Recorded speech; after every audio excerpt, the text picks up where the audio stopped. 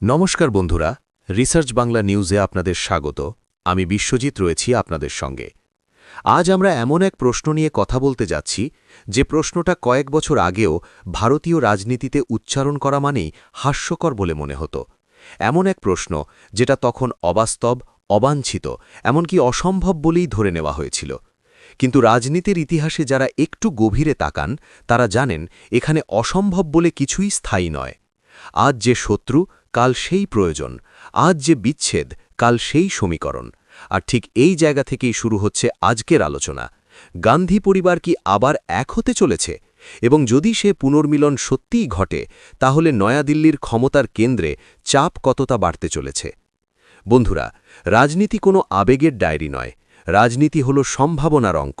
এখানে ব্যক্তিগত অপমান, পারিবারিক ক্ষত, দশকের পর দশক জমে থাকা তিক্ততা, সবকিছুই কখনো না কখনো ভোটের হিসেবের সামনে গিয়ে দাঁড়ায়।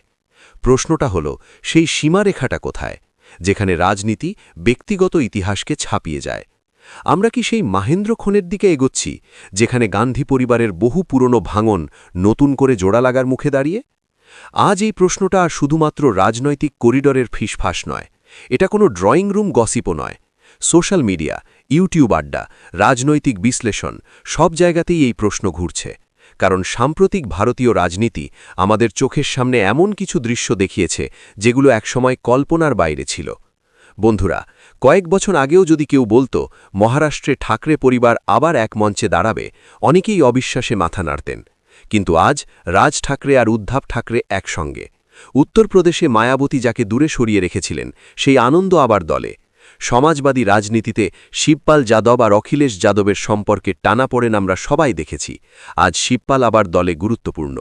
এমনকি জাতীয় স্তরে শরদ পাওয়ার ও অজিত পাওয়ারকে নিয়েও জল্পনা চলছে। এই সব উদাহরণ সামনে রেখে প্রশ্নটা স্বাভাবিকভাবেই উঠে আসে, তাহলে গান্ধী পরিবার কেন ব্যতিক্রম হবে?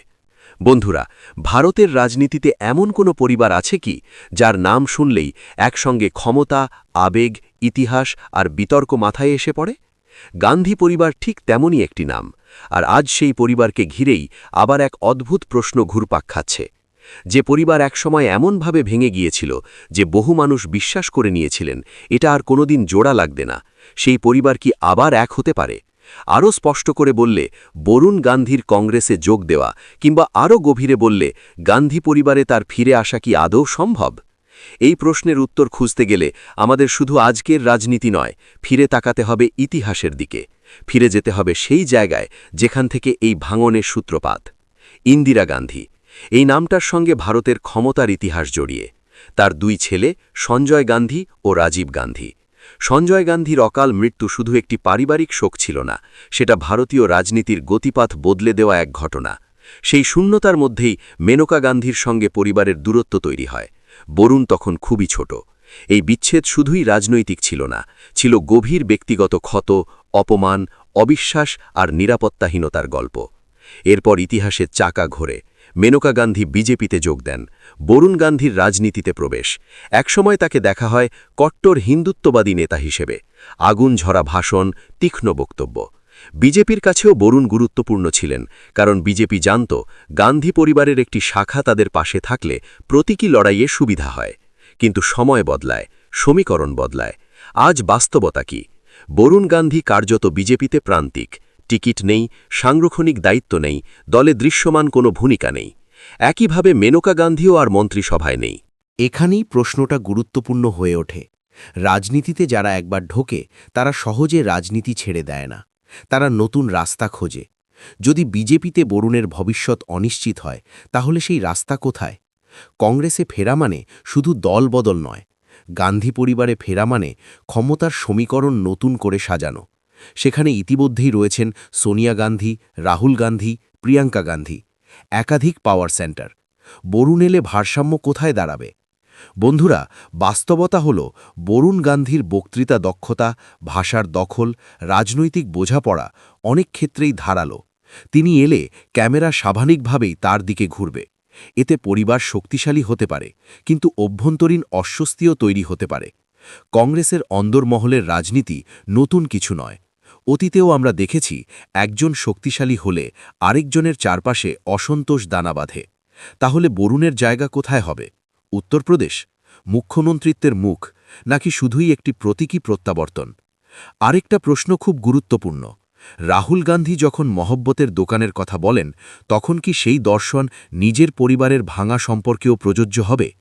রাজনীতি আর ব্যক্তিগত ইতিহাস কি একই জায়গায় এসে মিলে যায়, নাকি এখানেই টানাপোড়েন সবচেয়ে বেশি? বন্ধুরা, এটাও পরিষ্কার করে বলা জরুরি, এই মুহূর্তে এমন কোনো নির্ভরযোগ্য তথ্য নেই যে বরুণ গান্ধীর সঙ্গে কংগ্রেসের আনুষ্ঠানিক আলোচনা চলছে। কংগ্রেসের অন্দরমহল থেকেও স্পষ্ট কোনো ইঙ্গিত মেলেনি। কিন্তু রাজনীতিতে নীরবতাও অনেক সময় বড় ইঙ্গিত দেয়। বরুণের নীরবতা, বিজেপি থেকে তার দূরত্ব, কংগ্রেসের উত্তরপ্রদেশে নতুন করে পায়ের জমি খোঁজার চেষ্টা, এই সব মিলিয়ে জল্পনাকে উস্কে দিচ্ছে। প্রশ্নটা তাই শুধু ব্যক্তিগত নয়, কৌশলগত। কংগ্রেস কি বড় দাও খেলতে প্রস্তুত? 2026-এর দিকে এগোতে এগোতে কি আমরা এমন এক দৃশ্য দেখব যেখানে গান্ধী পরিবার আবার এক ফ্রেমে? নাকি এটা শুধুই সোশ্যাল মিডিয়ার তৈরি রাজনৈতিক রোমাঞ্চ? বন্ধুরা, রাজনীতির ইতিহাস আমাদের একটাই শিক্ষা দেয়, অসম্ভব বলে কিছু হয় না, কিন্তু সব সম্ভাবনাই বাস্তব হয় না। গান্ধী পরিবারের পুনর্মিলন যদি ঘটে, তাহলে তা কেবল একটি পারিবারিক ঘটনা হবে না, তা হবে ভারতের ক্ষমতার রাজনীতিতে এক বড় কম্পন।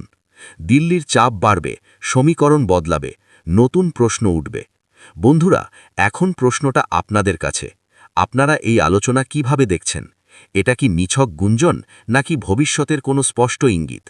গান্ধী পরিবার কি আবার এক হবে? আর হলে ভারতীয় রাজনীতির মানচিত্র কতটা বদলাবে?